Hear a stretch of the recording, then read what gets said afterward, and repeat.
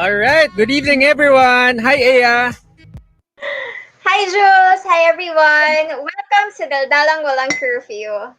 Usapang hindi nala-lockdown. Welcome to Quarantalk. Party. Yes, because it is our season 4 ender. Yes, Aya. This is our 53rd 53rd 53rd episode 53rd episode. Akalain mo 'yon, 'di ba? Na-survive natin for the past months ang quarantine with And, QuaranTalk.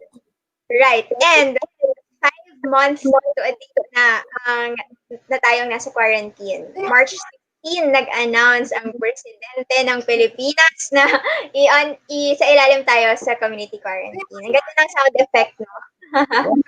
'Di ba? 5 months na tayo. Kaya naman pala natin mag-stay sa bahay pero nakakalungkot kasi syempre talagang natigil yung mga ginagawa natin. Well, of course, for the good sake din naman na wag kumalat yung COVID-19. Pero mega throwback tayo today for the past episodes na ginagawa natin. Hihimayin natin yan. Pero mamaya syempre, Eya, meron tayong makakasamang special guest host. Pero bago yan, pag-usapan muna natin ang mga latest news ngayong araw.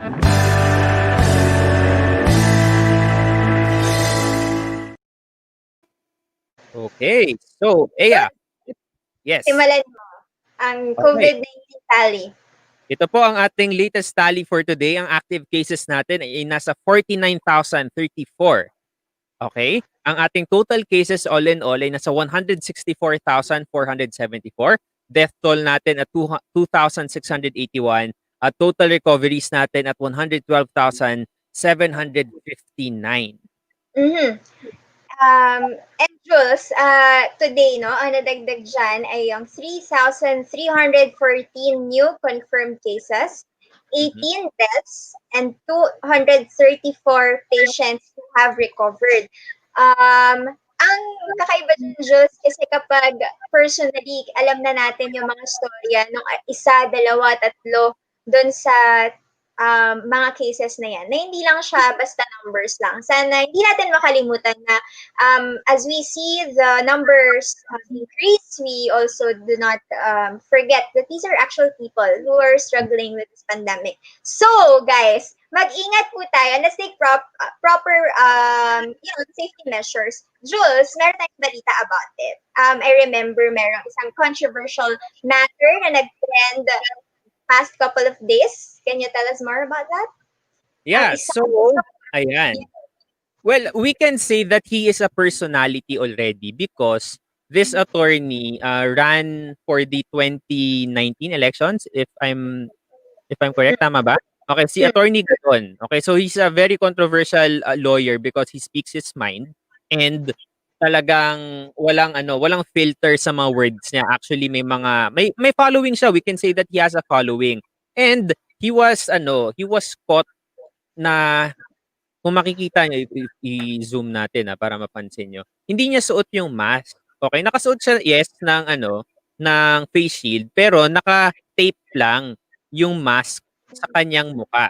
So, siyempre kinuha din ng Inquirer at ng iba't ibang news outfits yung side niya. So sabi niya, I don't believe in masks outdoors. Okay? Face shield is okay. Mask may be good for small enclosed spaces like elevators or small conference rooms. Pero in his case daw, the mask is only for a show because stores will not allow entry if you don't have mask. If mask is really effective, how come there are more than 100,000 people afflicted with COVID and more than 2,000 deaths? So, siguro, kung pwede natin isipin, Ayan, na baka frustrated na lang din naman si Attorney Gadon. Pero, kanina, naglabas na ng statement, si Dr. Vergere, ang DOH Undersecretary natin. Sabi niya, this is not a joking matter.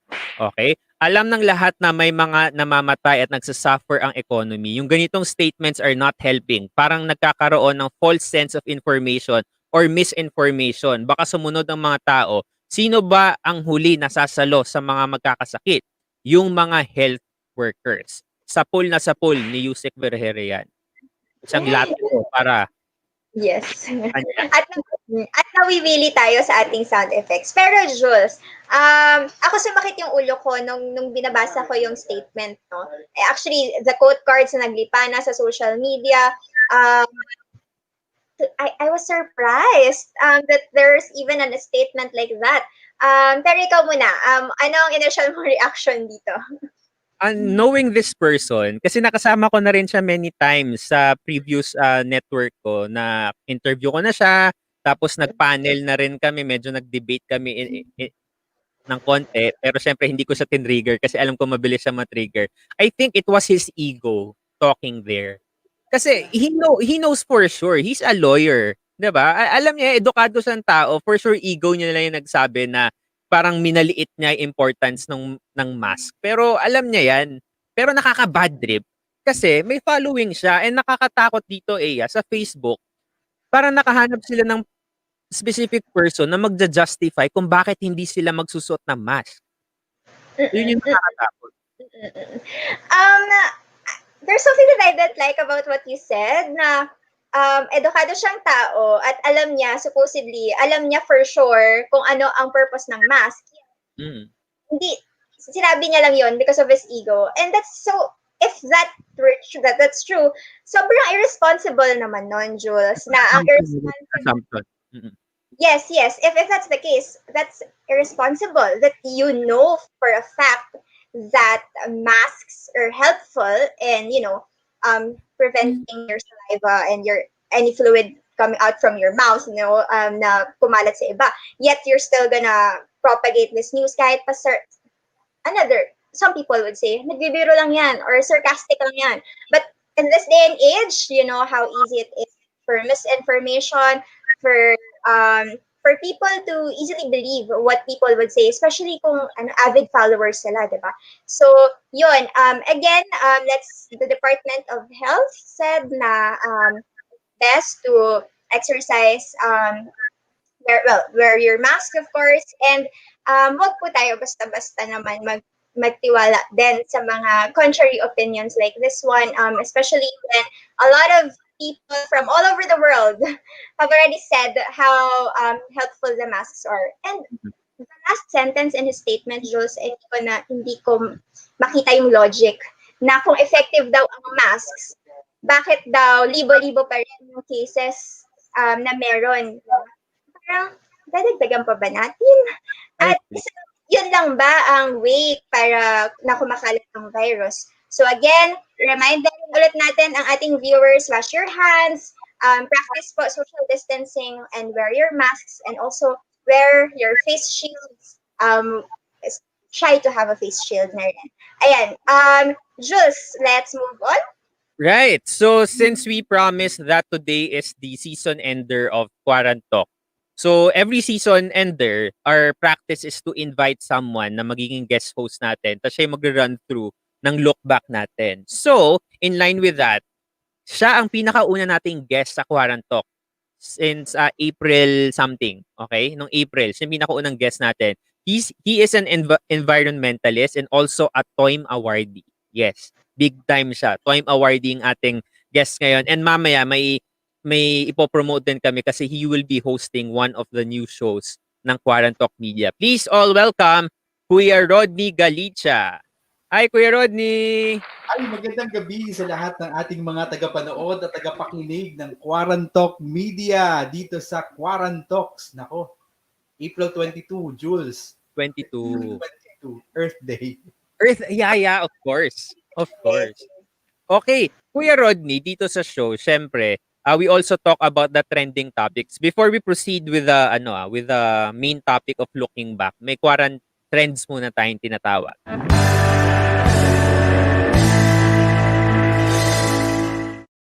Okay, ready na ba kayo sa pinaka-trending topic natin for today? Pasensya na po sa nagdi-dinner pa po ngayon. Pero, ayan. Surprise, everyone! Hindi ko alam kung surprise kayo, pero kung nakatutok kayo sa inyong social media accounts today, kumakalat at nagtitrend ang pangalan ng President Spokesperson Harry Roque. Dahil yan sa dalawang remarks na kanyang ginawa. Una, dahil ito ang nasa naka-flash, di ba? President's spokesperson Harry Roque soared on the top trending topics on Twitter.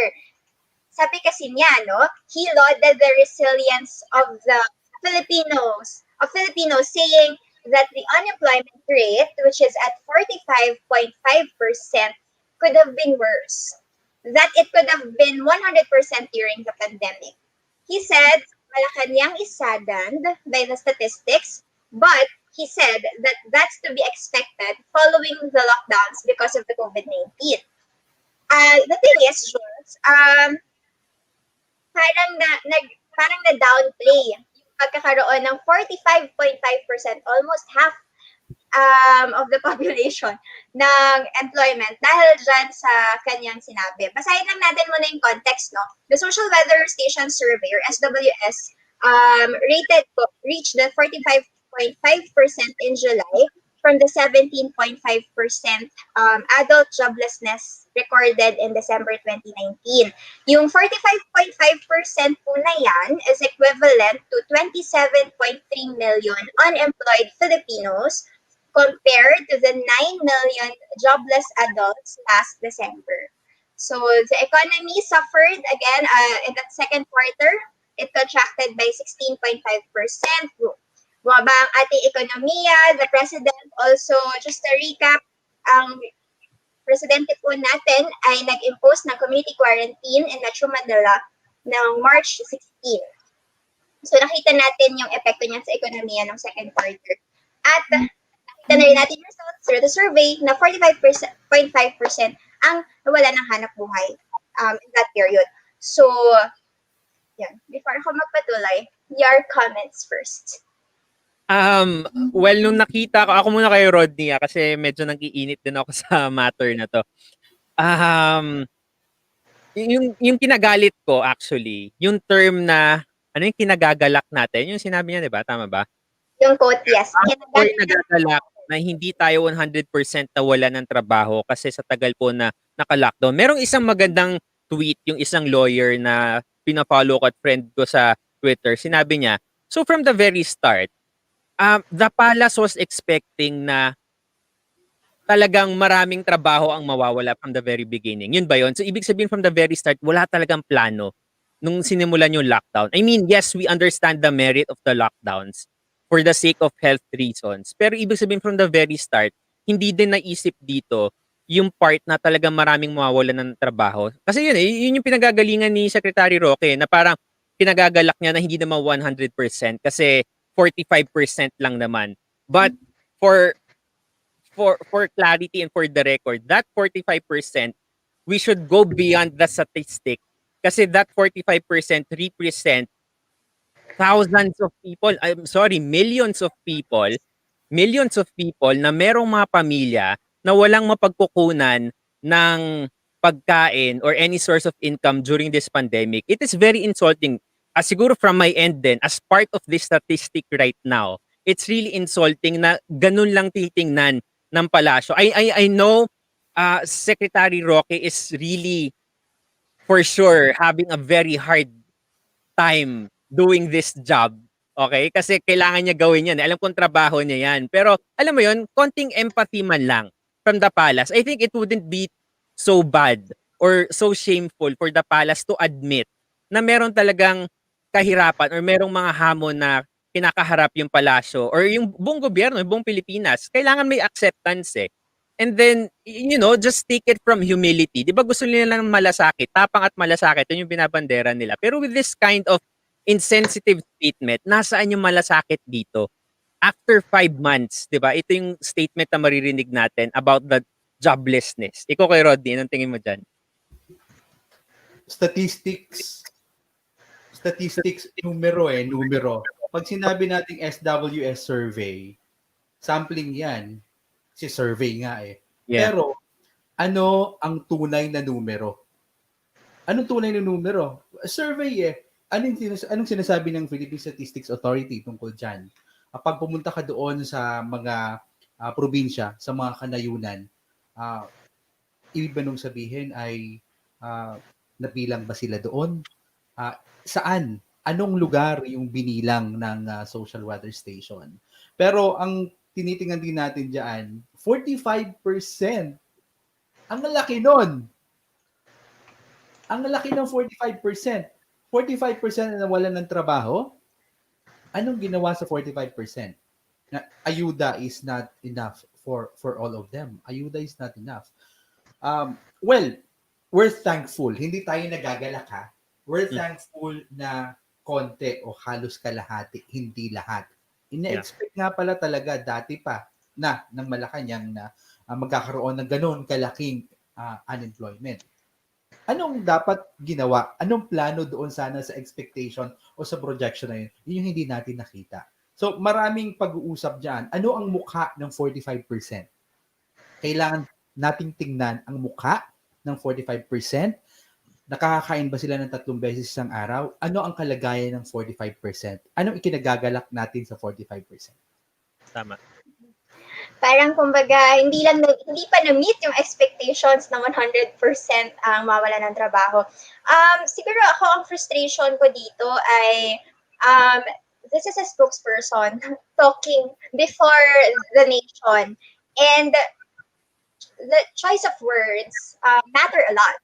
Kaya lumulobo yung mga ganitong statement kasi naririnig natin to sa spokesperson mismo ng presidente ng Malacanang. At kahit i-explain pa ito, eventually, no, nilinaw niya, I'm jumping on another topic, but this is one of the many instances, kasi may kasunod pa tayong item galing din kay spokesperson Harry Roque. Hindi lang ito yung isang beses na may mga ganitong nakaka-wow na statements, no? At saka siguro isa pa, pangalawang point ko, yung sobrang pagtingin sa bright side. Yung alam natin, gusto nating i-uplift ang spirit ng Filipinos, diba, in this time. Natingnan natin yung yes, at least hindi 100%, but it doesn't, yun nga, nawawala yung empathy, nawawala yung pag-acknowledge sa fact na marami, milyon ang nawala ng trabaho. So, ayun. Let's move on to the second item, no? Still, siya pa rin ito, spokesperson Harry Roque pa rin trending dahil sa pangalawang issue. Dahil ito sa kanyang remark on the, quote, perpetual isolation. So the president's spokesperson Harry Roque said, President Duterte is in perpetual isolation. That's after Interior Secretary Eduardo Año reportedly tested positive for COVID-19. Again, Roque said it was just a figure of speech describing the strict safety protocols of the Presidential Security Group or PSG. Sabi kasi niya, wala daw makakalapit kay presidente, no? Yun lang daw yung ibig niyang sabihin sa statement na yun, na perpetual isolation. Let's remember that the president is 75 years old already and vulnerable to COVID-19. Your thoughts?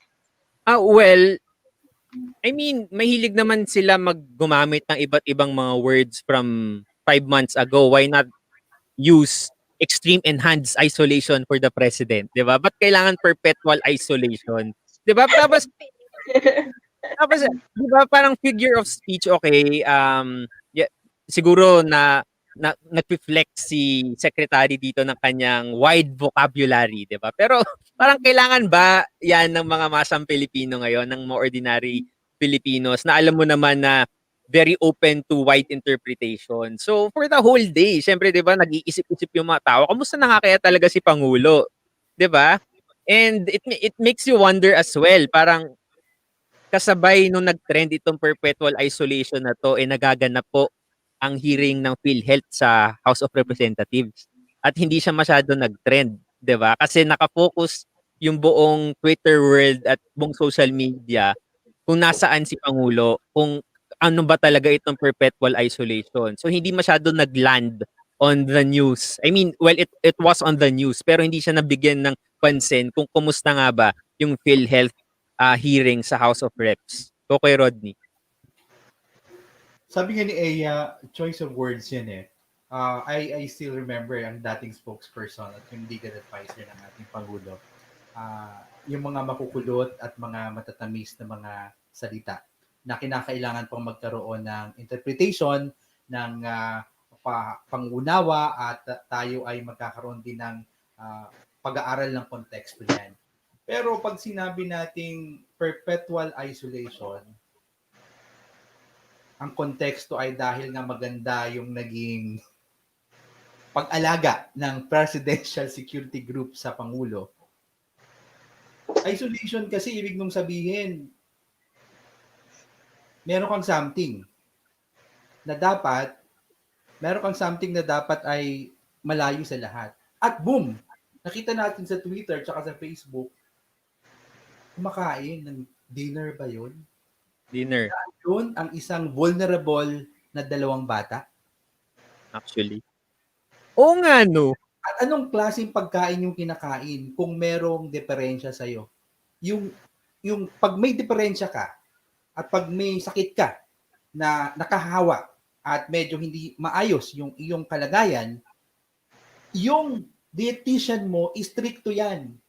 Anong pagkain nakalagay doon? Ang daming kanin. Ano yun? May hotdog ba yun? O Mukhang kung pork. yun? Mukhang sausage, mukhang pork. Sausage At may o soft drinks. may coke pa. Hindi ko alam kung coke yun. May soft drinks. Soft drinks.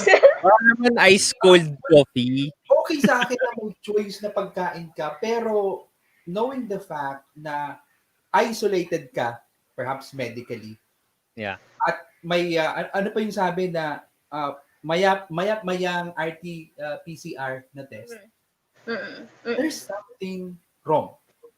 At ako nananalangin ako sa health ng Pangulo, no? Nananalangin tayo na sana mabuti yung kanyang health at kung hindi ba health ay dapat magpahinga siya.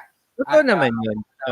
Siyempre ay sana nasa mabuting kalagayan ng ating bansa kung hindi niya kaya ng kanyang health. And I think our people, the Filipino people, has actually the right to know kung ano ba yung kalagayan ng Pangulo. Ano ba yung level ng kalagayan? Kung 50% healthy ba siya, 90% healthy, o 30% healthy, ano ang sakit niya? Alam naman natin yung sakit niya. Pero kung mayroong mayang RT-PCR test, ano na yun? Okay. Pero tama yun kay Rodney na despite our galit siguro or what dun sa person or because of his policies, ako consistent pa rin ako dun kahit kaaway mo yan, you don't wish ill for anyone. Diba? Kahit for the president. Kasi at the end of the day, he's still the president right now. And it would be so, I don't know, it would be so chaotic siguro kung ano man mangyari sa kanya. But of course, as per constitution, may susunod din naman. Pero alam mo yon parang let's still try to pray for him. Pero alam mo yon kung the only way siguro or the only thing that the Philippines or the Filipino people, or at least not all, most or some of the Filipinos are asking right now is transparency. 'Di ba? Kamusta na ba siya? 'Di ba? Para lang aware tayo. I mean, ang daming mga presidente sa buong mundo nagkaroon ng COVID din, 'di ba? Pero ina-announce 'yun sa mga kababayan nila because it's their right to know. Tama, Jules. Kung mahal mo ang tatay mo, kung mahal mo ang nanay mo, kailangan mong malaman ang kalagayan niya. Pag ayaw mong malaman ang kalagayan mo, hindi mo siya mahal. Tama, okay? So kayong mga mga ka-DDS natin, 'di ba? So kung mahal niyo talaga si Tatay Digong, alamin natin. Kayo mismo yung maging maalam tungkol diyan. Kasi pag sinabi mo, Jules, na wala akong pakialam kung ano man yung kalagayan ng tatay, wala ka talaga pakialam, hindi mo siya mahal. Totoo. So DDS, dapat kayong unang magtanong, kamusta na ba si Pangulong Duterte? Pero ayun nga, syempre right din naman natin na malaman ang kahihinatnan ng ating bansa. Pero again, I'll second that, no, Jules, na we don't wish ill of any person dapat. Pero totoo kasi talagang ang naisip ko talaga perpetual isolation. Naalala ko si Senator Leila de Lima, parang siya yata yung naka-perpetual isolation sa PE. Or 'di ba, parang perpetual isolation, ano ba siya? Nasa kabundukan ba ang presidente at perpetual isolation? Mag-isa ba siya? Nasa kabundukan na nag-iisa? Pero apparently, yan. Semantics ulit. May nag-comment, basahin natin. Si Vinny, sabi niya, and as a citizen and taxpayer, we have the right to know our leader's health status. Tama. Diba? It's our very right kung kamusta sila. I mean, kung ito binabalikan ko noong 2016 yung mga FB memories ko. Alam mo ba, nasa borderline hindi naman super supporter sa personality, pero I was really supporting the government during that time. I mean, from case to case din naman until some years ago. Kasi there was transparency.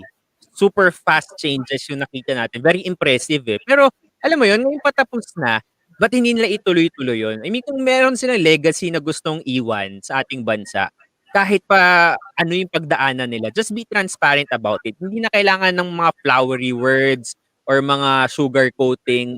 Just say what it is right now, di ba? And yeah, it's everyone's right to know. So, in a few, mamaya-maya mag-a-address si Pangulong Duterte live mula sa Davao. So abangan natin kung ano na yung next na classification sa quarantine for Mega Manila. So abangan natin yan. So tingnan natin with our own eyes kung ano na ba ang kalagayan ng Pangulo at ano ibig sabihin ng perpetual isolation. Gaano kaya siya kalayo sa mga tao base sa kuha sa camera. Tingnan din natin mamaya yan. Pero kumuha ng picture si Senator Bongo. So, hindi ba totoo? May rumors. I-acknowledge natin, may mga rumors daw na edited ang picture. Hindi natin alam. Rumors.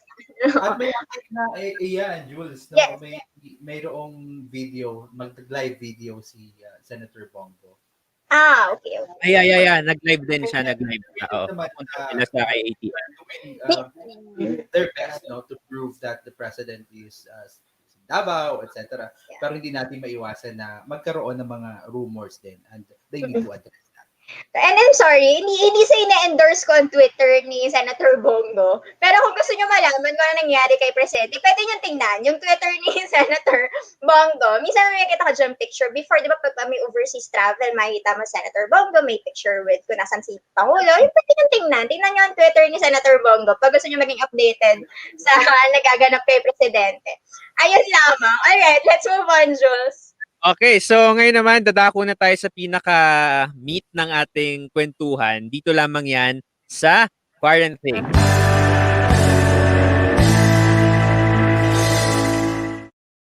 Alright, so at this point, super quick na look back tayo, Kuya Rodney, dito sa 4th season ender natin. So balikan natin lahat ng mga naging episodes natin. Tapos mamili tayo ng mga pwede natin pag-usapan. Sige, Kuya Rodney, go ahead. At Jules, sobrang tagal na nga pala ng QuaranTalks. Ang sabi ko nga Jules, bakit nga nung muna akong guest dito, ako rin yung magko-close nito. Yeah. Pero maganda yung highlights nung nakaraang season at almost every MWF tayo ay nanunood and 4th season. Grabe 4 seasons and we have around 13 episodes. No? And guests, ang dami. And ano kayo mga highlights na to? Nako, episode number 40, of course, QuaranTalk Media Launch. At ito ay napakalaking event ito for QuaranTalk. And of course, episode number 41, we have ABS-CBN retrenchment. Oo. Ang daming emotional moments, ang daming criticisms, ang daming mga comments. Kayo, Eya and Jules, ano yung naramdaman nyo during this time? Si Jules muna, kasi mas marami siyang naramdaman eh. Baka hanggang ngayon, nararamdaman niya pa rin. Ha? Yeah. Di ba dami mong nararamdaman? Sobrang dami mong nararamdaman. Right. Check ko yung date kung kailan natin. Ginawa natin to July 20. Nilabas ko yung statement ko. Sige, pag may reveal na publicist mo ko, bakit ka lang? Sila pala yung tumulong sa akin na mabuhay. Okay. So, nung July 20, in-invite natin yung president ng union ng ABS-CBN. And it was really heartbreaking. Kasi ito yung ito yung sinasabi ni Kuya Rodney kanina na mahalagang makita natin yung face of the statistic. 'Di ba? Kasi right now, during the stretch of the 5 months, puro numbers, 'di ba? We are overwhelmed with numbers every day. Na to the point na parang nasanay na tayo na nag-i-increase yung number sa employees, 11,000 yung mawalan ng trabaho, etc. 11,000 yung employees ng ABS-CBN, then a huge chunk of that will be unemployed. So, on that specific interview, it was really heartbreaking. Siguro from my end din kasi parang I could resonate in a way na ito yung pinanggagalingan ng mga empleyado na mawawalan ng trabaho by the end of August, 'di ba? So they have less than 15 days before they finish their contracts with ABS-CBN.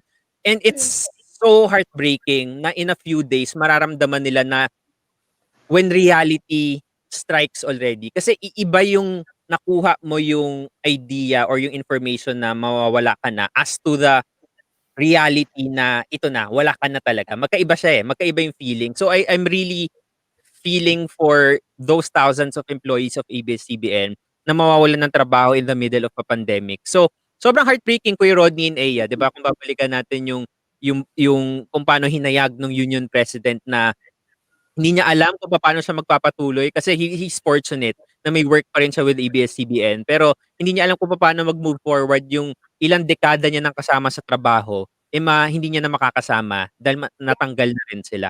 And Jules, in relation to that, syempre alam natin na you ended your relationship also with with your previous I cannot say employer, no? Previous company. With a state-run TV network. With a state-run TV network. TV network. Yeah. In relation to that, alam ko nakaka-relate ka talaga. At mamaya si Aya, tatanungin ko lang din yan. Makaka-relate din yan. Jules, in one sentence.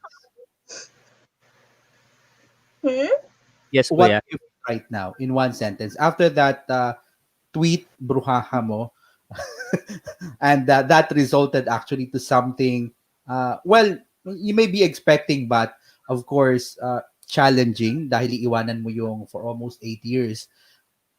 In one sentence, ano yung nararamdaman mo ngayon na nawala ka na doon at ngayon ay malaya ka na makapagsalita? Yeah. Okay. Well, for one sentence lang pala. It feels liberating, but at the same time, still sentimental,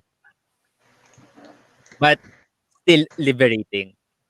Ayun, that's Okay, that's one sentence. Aya, dahil ikaw din ay nagtrabaho hindi sa state television company, ngunit doon sa ABS-CBN dati, ano yung naramdaman mo during that time na doon sa kapwa mo employees or workers sa ABS-CBN at nauna kang umalis.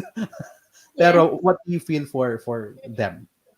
Hindi ko makakontinto sa isang sentence. Pero just to give a background, nakita ko kasi nasubaybayan ko si hearings. And I was there making calls and part of the news team the entire period na may hula balloons sa hearings. Ilang 12 sessions yun, di ba? I was there and I saw yung pag-build up ng anxiety, yung una, okay pa, tapos palala yung sitwasyon, yung tension, palala. And until now, I still feel unworthy to speak about what the ABS-CBN employees could be feeling. Kasi parang, I'm there, I'm part of the Kapamilya network, I'm under one subsidiary. Pero hindi talaga ako yung nasa ABS-CBN Channel 2 na nakita mong mag-sign off ang channel mo, na dun ka, yun yung trabaho mo everyday. So, I can just imagine the depths of the feeling, pero I also felt it somehow. Especially kapag batchmates ko, colleagues ko, yung nakita ko nawalan ng trabaho, nagpo-post sa Twitter, I'm not crying, I'm not emotional. Charot. Yun. But the best thing.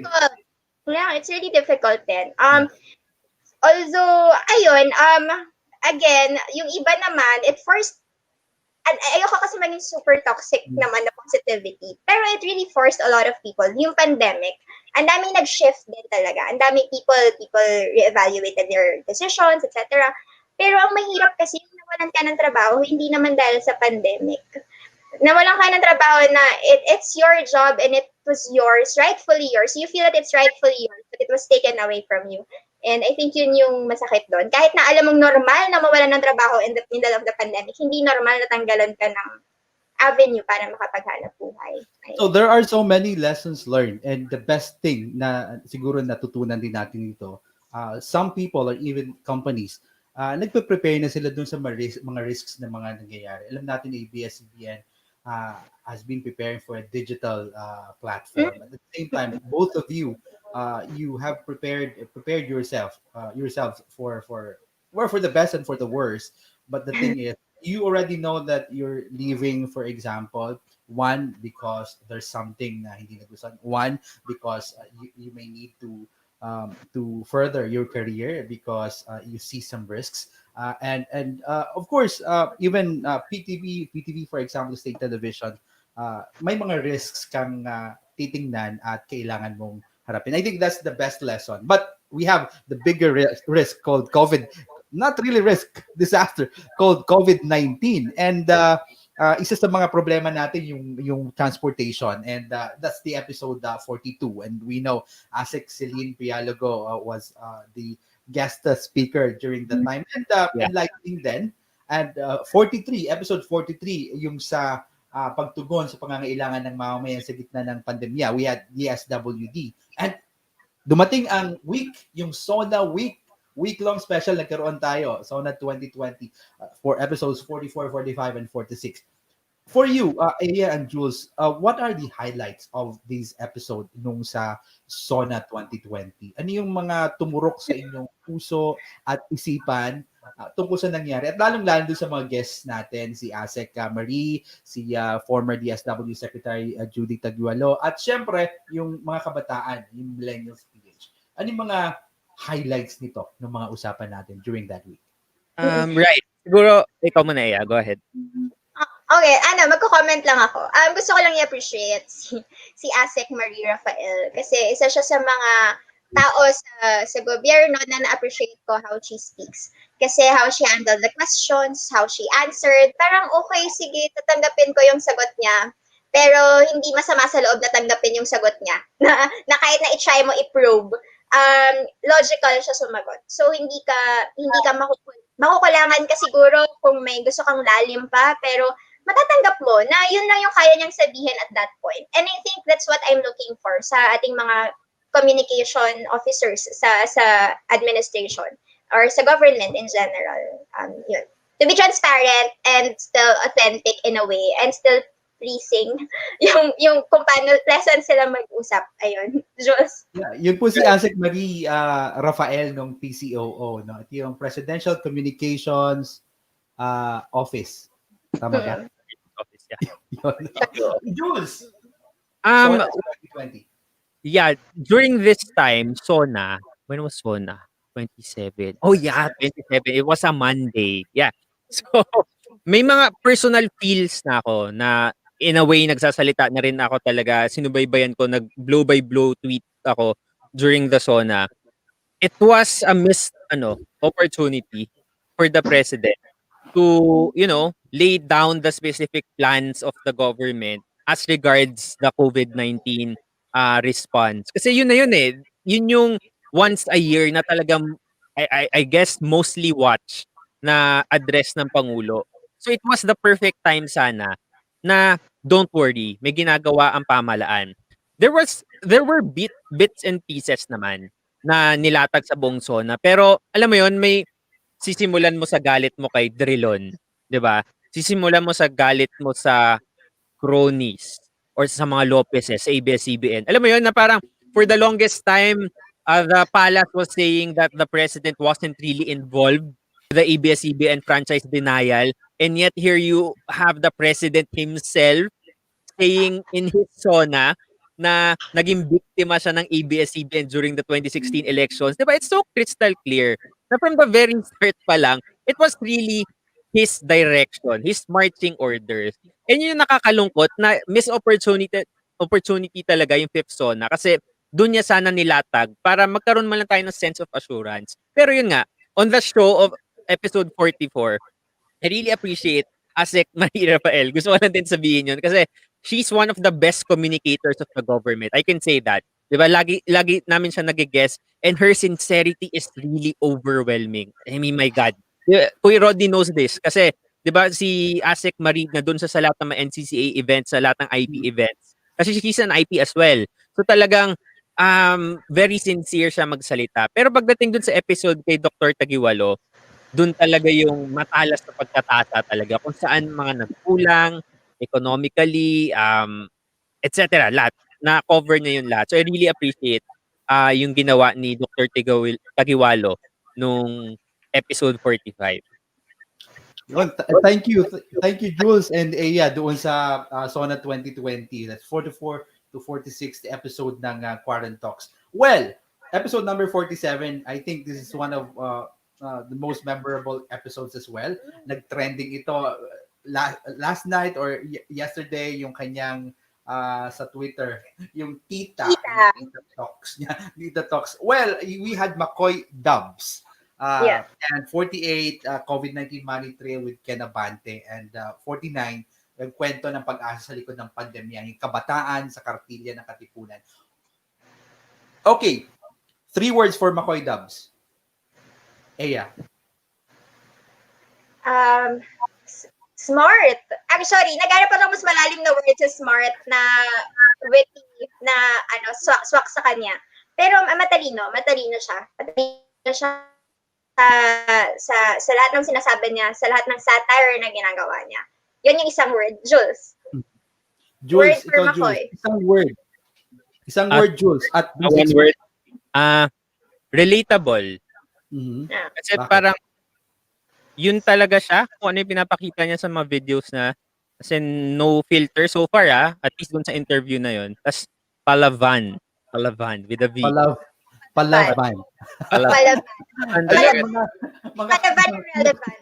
Mga ka-cuties, palaban si McCoy at panoorin yung kanyang mga viral videos. And of course, magandang tingnan din yung transparency ng COVID-19 response. Kaya nandito sa atin kasama natin si Ken Abante nung episode 48.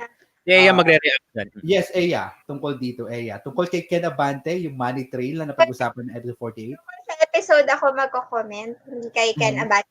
Hi, Ken Abante. Kay Ken Abante, no. Charot. Hindi, Jules, ba't ka tumatawa? Hindi, okay, hindi, maganda itong yung episode na to kasi makita talaga natin the citizens initiative to track where the funds for the COVID-19 response are going. And well, na-appreciate ko kasi dun sa interview na yun, it's data-driven. And even Ken, when he explains things, si Ken Abante, when he explains things, it's thorough and at the same time maintindihan. And yun din yung effort ng Citizens Budget Tracker. Tingnan niyo po online yung Citizens Budget Tracker website para makita niyo rin kung nasaan na ba napupunta yung mga pondo para sa COVID-19 response. Nagagamit ba ng maayos? Yeah, kung makaharap mo si Ken Abante ng face-to-face, no? Ano yung unang naiisip mo sa kanya? Pera. Boom. Pondo. Pera. Anyway, yung episode 49 hanggang 52, focus sa mga kabataan. At napakaganda mga episodes ito. At alam ko kayong dalawa ay nasa yung anong organization niyo? Sabihin niyo nga, 1, 2, 3, go. 2030 Youth Course. Youth Course, ayun. So anong masasabi niyo sa mga episodes na to? How the young people are standing up, how the young people are adapting sa COVID-19, at yes, what do you think about the Filipino young people today? Very hopeful ako, lalo na dun sa mga kabataan, yung mga Gen Z. Kasi alam mo, kasi millennials tayo, di ba, Kuya Rodney? Iba yung Gen X ka na ba? Gen X daw eh. Nakakainis na si Jules. Sige na, go. Okay na yun. Sabi ka na eh.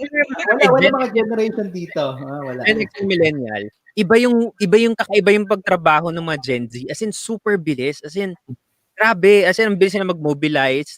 Ang galing. Yung KKK, in interview namin ng episode 49, April lang sila nagsimula Tapos sobrang galing nung pag-mobilize nila kasi mas student council sila. So alam mo yon, may constituencies lahat. So which is really fast. Dun sa STGs at kabataan, I really love that episode kasi napagsama-sama dun sa isang show yung iba't ibang mga organizations na SDG related. Parang for the longest time we've been trying to, alam mo yun, parang just a thought lang. How about do a collaborative project or an event. And at least, in an interview, nagsama-sama kami. So it's really heartwarming na, alam mo yun, yung pinaka-point dun is, wala namang competition dito eh, 'di ba? Parang paramihan ba 'to ng likes sa Facebook? No. 'Di ba? That's very shallow. You go beyond the likes on Facebook. You go deeply to the advocacy, yung lalim ng advocacy at kung ano yung impact niyo dun sa advocacy. And yun yung na-appreciate ko dun sa mga organizations na yun kasi sobrang lapat nila dun sa ginagawa nila for the sustainable development goals. To me, nakikita ko lang, I agree sa mga points ni Jules. Pero nakita ko to na para siyang mga testimonials. Lahat ng storya ng lahat ng taong nakausap natin, working and responding to the pandemic, lalo ng mga kabataan. Para siyang testimonial na ito yung mga kayang gawin ng kabataan ngayon. Na kung may kakayahan sila, may oras, may resources, kung may naniniwala sa kanila, may nag-i-invest sa kanila, ang dami na lang pwedeng gawin. Sabi nga ni Jules, ang bilis. So imagine kung lahat ng kabataan may resources, may capability, may mga nag-i-invest at nagtitiwala sa kakayahan nila na ma-explore nila pa yung potentials nila and yung opportunities nila. Kasi our generation has been leading this yung pagresponde sa pandemic from the people working in the government. I'm not saying na puro kabataan pero significantly, maraming ambag yung kabataan sa pandemyang to. Kahit yung ingay nga sa Facebook at sa Twitter, nakakakuha tayo ng response from the government kahit papaano. So, ayun, I still believe in the potential of the young people today, and I hope that more people will invest in our people's youth. Thank you, Inya and Jules. And always remember, sabi ko nga lagi the Filipino young people are not the future anymore. You are the now. Yeah. Thank you. QuaranTHINKING. Ayan. So, ayan. Nakapag-look back na tayo sa lahat ng episodes. Super bilis, diba? Every 13 episodes yan for season 4. Dami, no? Yeah. And thank you so much sa lahat ng mga naging guests natin for the past episodes. But of course, as we move forward, diba? We are, tawag dito, parang meron tayong mga bagong pakulo for QuaranTalk Media as a whole. Because starting August 17, that is today, and in the succeeding weeks, marami tayong mga new schedule na gagawin. And papakita natin yan dito. Take a look at our schedule. Okay? So starting next week, ito na po ang schedule natin. Actually, this week, no? Yes, this week. Yeah. So starting this week, once a week na lang po ang QuaranTalk. So every Mondays na lang kami at 9 p.m. On Tuesdays, they'll have the main agenda hosted by Jermaine Halandoni de Runya. On Wednesday, we have 2 shows. 7 p.m. Kilos Kabataan hosted by yours truly. This is a collaboration with Now You Know and QuaranTalk Media. And of course, 9 p.m. Our newest show hosted by Kuya Rodney Galicia. This is Cutie Earth. Mamaya pag-usapan natin yan very quickly, Kuya. Thursday, anong mga shows natin? Yes, Thursday, 9 p.m. Throwback Kasaysayan kasama si UP Professor Guiang. Hindi siya related kay Jules Guiang. Joke lang. And 10:30 p.m. po ng Thursday, isang very fun night yan, linggo-linggo, sa Inuman with Size and Rafi. We bring the bar home to you guys. Kung namimiss nyo nang lumabas, kumarty, uminom, that's a cool kwentuhan. And then Fridays po, 9 p.m., we will launch na a new program, SDG Online Tambayan. This is in collaboration with the 2030 Youth Force in the Philippines. So more young people's voices ang maririnig nyo linggo-linggo with our new shows. Siguro, Jules, para lang mabilis matandaan ng ating mga viewers, again, 9 p.m. weeknights, may mapapanood kayo dito sa QuaranTalk Media. Okay, so, pero kasama na natin si Kuya Rodney ngayon natin. Yes. Kasama natin si Kuya Rodney ngayong gabi. Labo. Ang host ng QuaranTalk, ng Cutie Earth. Okay, panoorin muna natin ang kanilang opening billboard. Let's all watch this.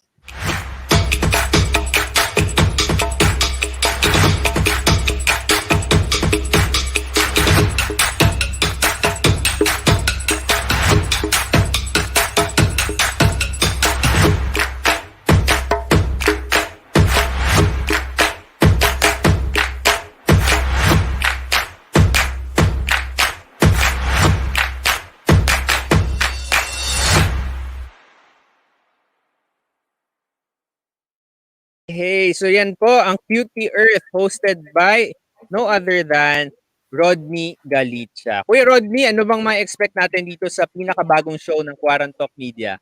Oy, iba tong QuaranTalk Media, QT Earth. Sabi nga natin QT. Hindi naman tayo QT, pero ito po ay magkakaroon tayo ng istorya tungkol sa lupang hinirang, yung ating pambansang awit ng Pilipinas. Expect po tayo ng iba't ibang mga personalities, mga bisita natin na tatalakayin kung ano yung kanilang mga advocacies, ano yung matututunan natin sa kanilang mga ginagawa, at may mga exciting segments po tayo doon. At syempre, doon sa isang segment, meron po tayong contest doon, kaya manood po kayo. No?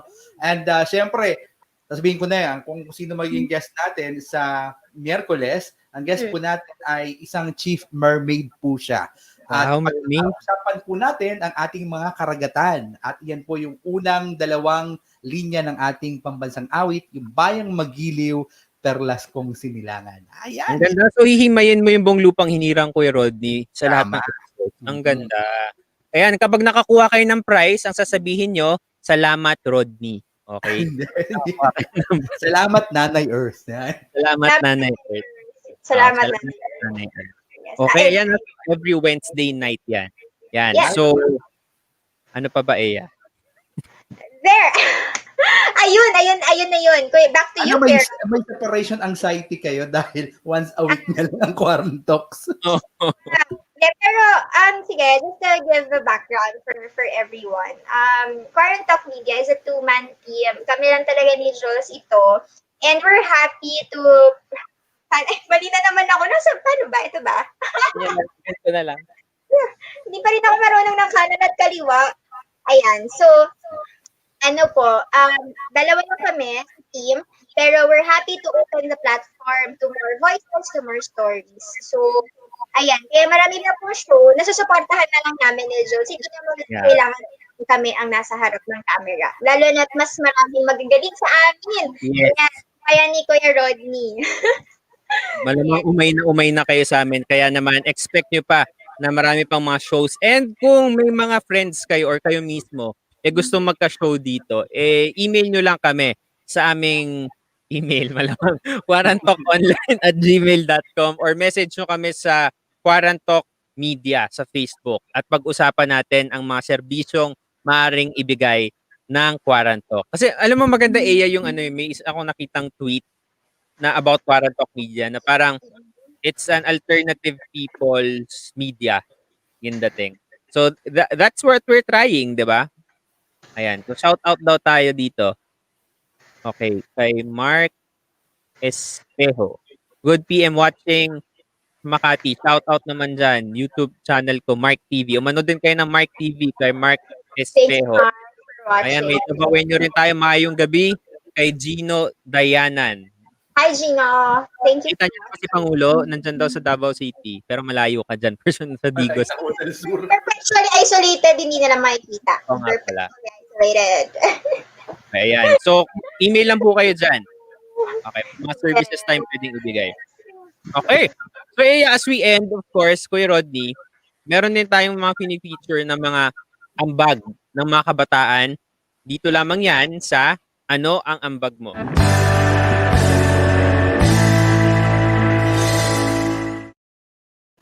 Eya, go ahead. Yes, so we're inviting you again to volunteer for Make Sense Philippines Reaction Program. Make Sense is looking for 2,000 volunteers to scale their impact. So basically po, isang oras lang sa inyong araw ang kailangan para maka-volunteer. Just spare 1 hour a day for at least 1 week to help vulnerable families and communities amid this pandemic. Yung volunteers po, if you volunteer, nandiyan yung link sa inyong screen. You can choose sa kung anong tema nyo gustong tumulong, job security, mobility, housing ba, frontliners, basic needs, mental health, or education. Pwede nyo yan, pwede kayo mag-volunteer sa mga areas na yan. Just sign up sa kanilang online form. Nakita niyo po yan sa inyong screen. If you can zoom in. If not, yan. Go to their Facebook page at Make Sense PH. Yun. And their website po is philippines.makesense.org. There. Ayan po ang link to their sign-up page. Again, Make Sense Philippines is calling for 2,000 volunteers to help vulnerable families and communities amid the pandemic. There you go. Okay. Diyan po nagtatapos ang ating diskusyon ngayong araw at diyan din nagtatapos ang season 4 ng QuaranTalk show. Once again, once a week na lang po ang QuaranTalk show, Mondays at 9 p.m. And we will be focusing more on COVID matters in the succeeding episodes. Right. Yeah. Yes. Yun, para lang alam nyo, kasi for the past months, for the past episodes, we've been talking about so many other things. So in the future, starting Monday, talagang COVID-related na lang. Kunwari yung mga isolation, perpetual isolation, yung mga ganyan-ganyan. Lahat ng mga COVID-related, yun lang yung pag-uusapan natin. Ay, Jules, yes, dagdagan natin, no? Kasi we realized when we started po QuaranTalk, gusto lang namin pag-usapan lahat ng mga inaalala natin habang tayo naka-quarantine. At dahil nga marami na rin tayong show para tumalakay sa iba't ibang aspeto ng buhay natin, kagaya ng environments, Kuya Rodney, at iba-iba pa, we decided to have the QuaranTalk as a platform po for your weekly roundup ng mga balitang na miss out nyo siguro o dapat pang pag-usapan. So every Monday, abangan nyo po, pag-uusapan natin kung anong nangyari sa last 7 days. Ayan, tuwing Monday. So lahat ng update about COVID-19. So punta lang kayo ng QuaranTalk every Monday para ma-refresh at ma-update din kayo. Jules? Yes, ikot sa balitang COVID. Mga ganun. Ay, Jules and Aya, sa Wednesday din pala, that's the first anniversary ng pagkamatay ni GL, Regina Lopez. Oh. So, pag-uusapan din natin yan sa QT Earth that time, on Wednesday. Okay. Ayan. So, marami po kayong i-look forward sa QuaranTalk Media this week. So, this week, 5, sorry, ilang shows ulit yun? 6. 1, 2, 3, 4, 5, 6, 7. 7 shows kung aabangan nyo at hindi na po kayo magsasawa sa amin ni Aya. Pero nga lang sa Wednesday dahil may Kilos Kabataan din po ako during that time. IP month naman ang focus namin sa Kilos Kabataan on Wednesday. Okay. Aya. Okay, so kita-kita ulit tayo guys dito sa daldalang walang curfew. Usapang hindi nala-lockdown. Ito po ang QuaranTalk. Guys, follow us on Facebook, facebook.com/QuaranTalkMedia, YouTube, QuaranTalk Media, also on Twitter. Ayan, Jules? follow me on Twitter and Instagram at Jules Guiang. Yes, I'm on Twitter at @_Antonio. Kuya Roque? At Kalikasan101, Facebook, Twitter, Instagram. Good night. See you Monday. Guys. Once a week na lang tayo. Joke lang. Bye-bye. Kuya Rodney, wag mo na alas. Bye-bye.